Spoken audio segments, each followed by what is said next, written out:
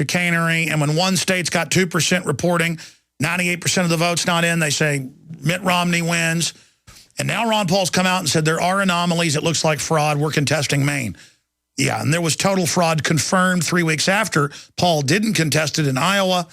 And there was fraud, of course, in Nevada. Because they can't have him winning, because then he'd get the nomination and he'd win. But no, he is the nominee. He is our president. He is. He would beat Obama. Hands down. They've got Gallup polls on that. The polls always show he'd be winning, but magically something happens. Remember that Republican Fox News correspondent on the radio in Ames saying, don't worry, I've talked to the insiders. He's not going to be allowed to win. And on record, they just didn't allow the calls to be called in. And then Karl Rove and others met and bragged that they decided Santorum would be above Paul and that it would go to Mitt Romney. And they're so arrogant, they tell you that. Now, here is an ad that I think is one of the best ones I've seen. Adherence to the oath. And we've got it posted up at Infowars.com, but that's the name of this new ad running. And then we'll go to Adam Kokesh, who's organizing a big rally of veterans there in D.C. to point out they support Ron Paul and hopefully break this hoax that Ron Paul doesn't have military support. You notice during the debates and in the media, they keep saying, military doesn't like you because you're against all these wars, when it's the exact opposite, and they know it. It's all part of their hatred of the American people and their disdain and their hubris, chutzpah, arrogant, over-the-top deception. Like Hitler said, the bigger the lie, the better, because the more people will believe it. And once you buy into something so big, you don't want to admit you've been conned later. Here is that video.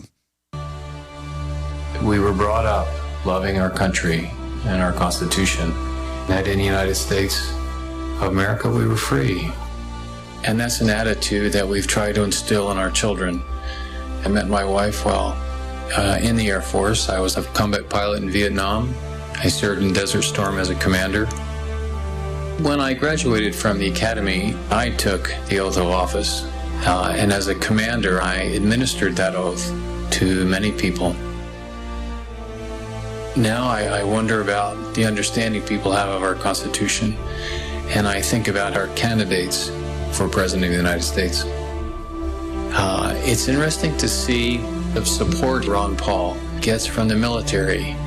And if we think back to the code of conduct and people raising their right hand that they were going to support and defend the Constitution of the United States, why would those same people support in great numbers Ron Paul?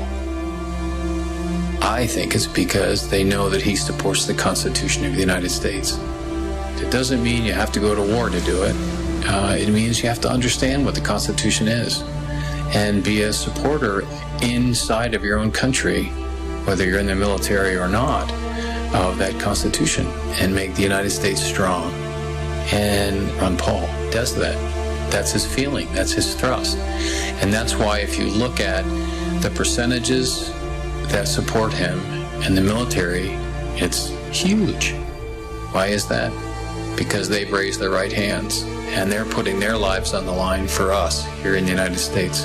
And they know that Ron Paul does the same. Okay, so get that video out to everybody. Now going to Adam Kokesh, radio talk show host, TV host, investigative reporter, United States Marine Corps veteran of the Iraq War, where he was a corporal.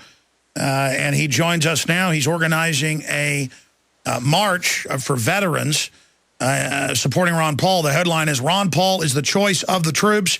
March on the White House and then I guess to the Capitol. Very, very exciting. Get this out to everybody, ladies and gentlemen. In fact, I know we've already posted it, but I want to repost. Ask one of the web guys to repost this bulletin to the front page of Infowars.com. Adam, I think that's a pretty powerful ad that the Revolution PAC put out. They're doing a great job for Ron Paul. Tell us why you're organizing this event and when it is and how folks can get involved. Absolutely, and thank you so much for having me on, Alex, and giving me the opportunity to promote this to your audience, because I know it's something that you care so much about, and I know it's something that they care about. And I know that there are a lot of veterans and active duty troops who listen to your show who are also inspired by the message of liberty that Ron Paul shares. And that's why we're doing this, because Ron Paul is the choice of the troops. That's the name of the event. That's the message we're trying to get across. Because if this were true about any other candidate, this inconvenient little fact that he's got more campaign contributions from active duty troops than all others put together, as far as the media is concerned, the race would be over, and whoever they could say that about would have the nomination clinched. But if it's Ron Paul and they don't understand why, they're going to sweep that fact under the rug instead.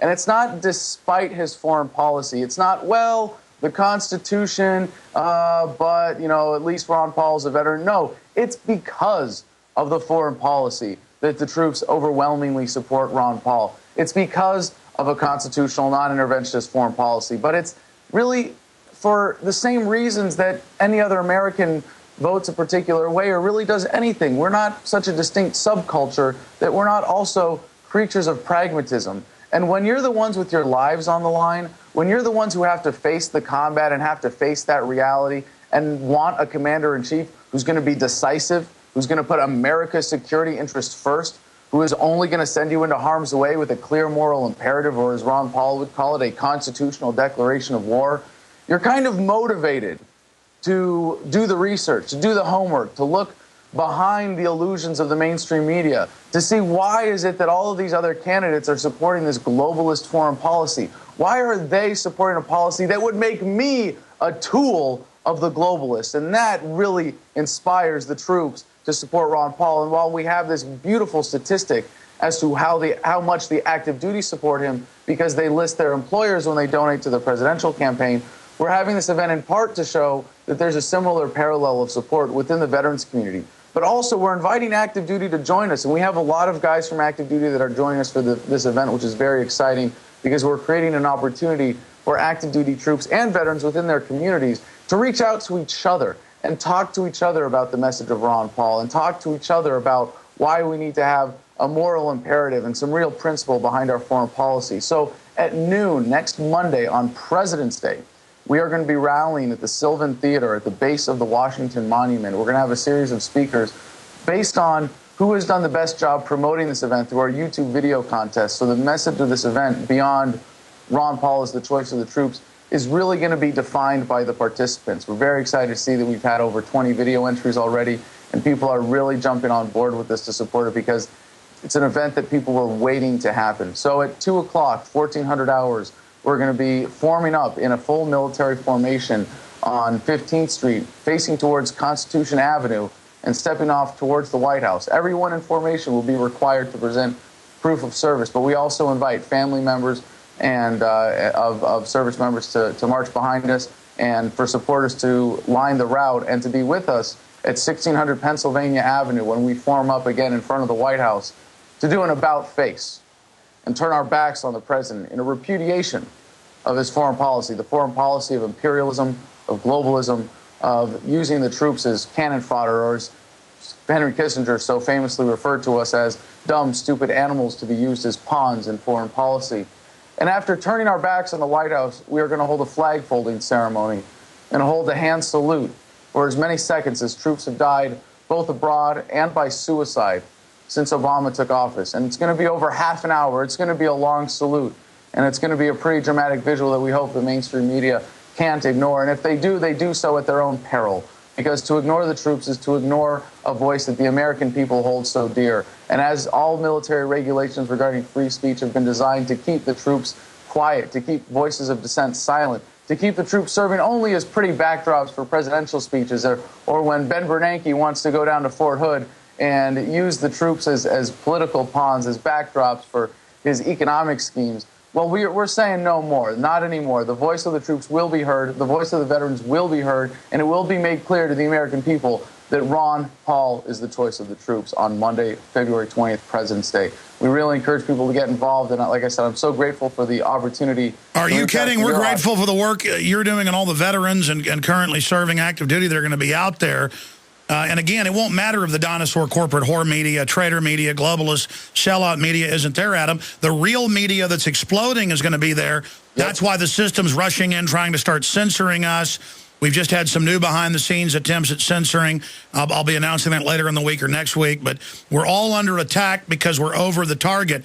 And as that ad I played earlier said, we need to defend the Constitution here, all of us, veterans, Americans, anybody who loves liberty. But your idea is genius to force out the fact that 70+% of the troops support Ron Paul, and that there's a hoax covering that up. Because if that fact gets out there to the general public, they'll even see the media cover-up to a greater extent. And I want to get your take out for the break, too. Do you agree that clearly he's the front runner? If you look at all the polls and stuff, they're just cheating Ron Paul. We'll be right back with Adam Kokesh. There are limits. All right, what we're going to do is, this is important. I've linked to it in the last few days, but I got Kurt Nemo doing a big article about this, too, with all the links to Adam Kokesh's website, to the Facebook where it's being promoted, and also to the video Adherence to the Oath that I think is the best Ron Paul ad out there, bar none, put out by Revolution PAC. You got to give Gary Franchi credit. I mean, he's another example of people that take action, don't infight, and cover real issues can do. Most other people just get tied up in knots by Cass Sunstein cognitive dissonance type stuff. Look at him now producing better TV ads than the Ron Paul campaign is. You know, really getting the truth out and having a big effect. And that's why MSNBC and other trader groups, other foreign groups, not really traders, they represent foreign banks, so I guess they're not traders, they're just occupiers, are freaking out about and demonizing him for. Adam, overall, what do you think about, obviously the point I'm making, that this is the Achilles heel here, this hoax, that the troops don't support Ron Paul when it's the opposite? It's so important to put it in their face that Ron Paul is the choice of the troops and come out with the numbers that make it undeniable to show that. I mean, I would challenge any other candidates to have a veterans organization to show this kind of support for them, to host an event like this and turn out the numbers that we're going to turn out. But that's why it's so critical, Alex, exactly because of what you just stated, that this is the most inconvenient fact about Ron Paul to the establishment. Let's put that in their faces. Let's take the most difficult thing for them to accept and force them to acknowledge that this is what the troops are seeing and that this is what the troops want. Now, when I first had this idea, this vision, I want to thank Nathan Cox, a co-founder of Veterans for Ron Paul, for helping me out with this event. But when we put this idea together, we thought if we just had a platoon-sized element, if we just had 40 guys and gals in this march, it would create the right visual, it would work. And we floated the idea around online a few different places and saw that the reaction in the Ron Paul community and the movement was just overwhelming. No, it's got to be huge. Yeah.